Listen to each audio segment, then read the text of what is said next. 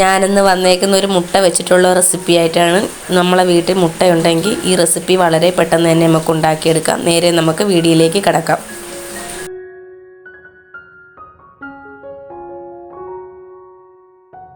നമുക്ക് ഈ സവാള ഒന്ന് കുനുകുനാന്ന് ചെറുതായിട്ടൊന്ന് അരിഞ്ഞെടുക്കാം.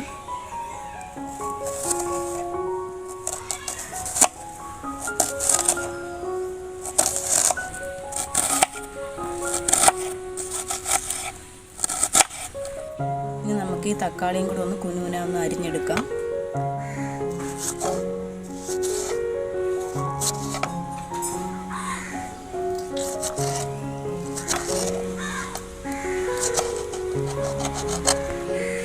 രണ്ട് പച്ചമുളകും കൂടെ എടുത്തിട്ടുണ്ട്, അതും കൂടെ നമുക്ക് കുനുകുന അരിഞ്ഞെടുക്കാം.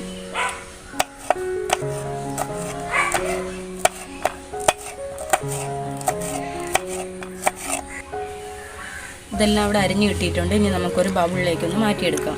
വെച്ചിട്ടുണ്ടായിരുന്നു, നമുക്ക് ഇത്തിരി എണ്ണ ഒന്ന് ഒഴിച്ചു കൊടുക്കാം. അരിഞ്ഞു വെച്ചേക്കുന്ന ഈ പാനിലേക്കൊന്ന് ചേർത്ത് കൊടുക്കാം. ഇതൊന്ന് വഴറ്റിയെടുക്കാം.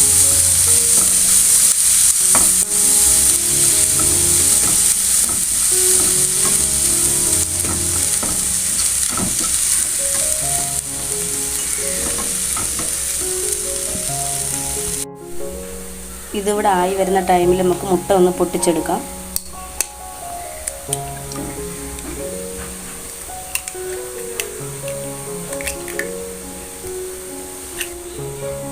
മുട്ടയിൽ ആവശ്യത്തിന് ഉപ്പൊന്ന് ചേർത്ത് കൊടുക്കാം.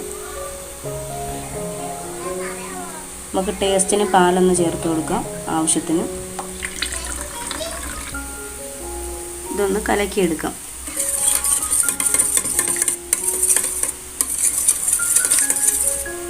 പാലും മുട്ടയും കൂടെ നമുക്ക് ഇതിലേക്ക് ഉടച്ചൊന്ന് ചേർത്തെടുക്കാം. അപ്പോൾ നല്ല ടേസ്റ്റ് കിട്ടാനാണ്.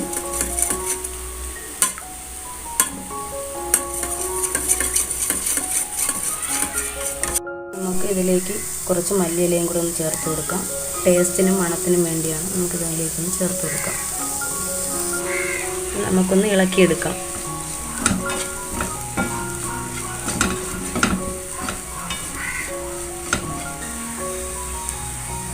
ഇതിവിടെ നന്നായിട്ട് വാടി വന്നിട്ടുണ്ട്, നമുക്കൊന്ന് നിരത്തിയെടുക്കാം.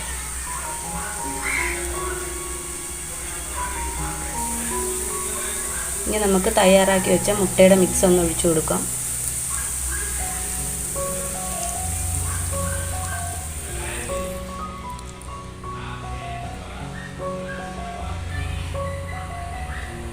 ഇനി നമുക്ക് തീ ഒന്ന് ലോ ഫ്ലെയിമിൽ വെച്ചൊന്ന് അടച്ചു വെച്ചൊന്ന് വേവിച്ചെടുക്കാം.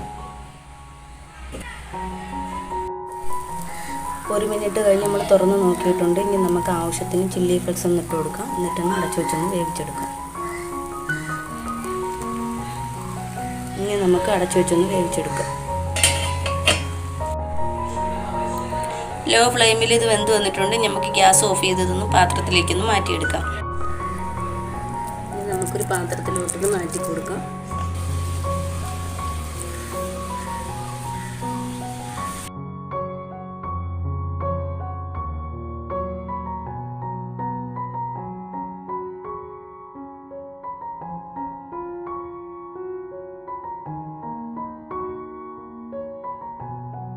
ഇത് പാത്രത്തിലാക്കി എടുത്തിട്ടുണ്ട്. നമുക്കിതൊന്ന് കട്ട് ചെയ്തെടുക്കാം.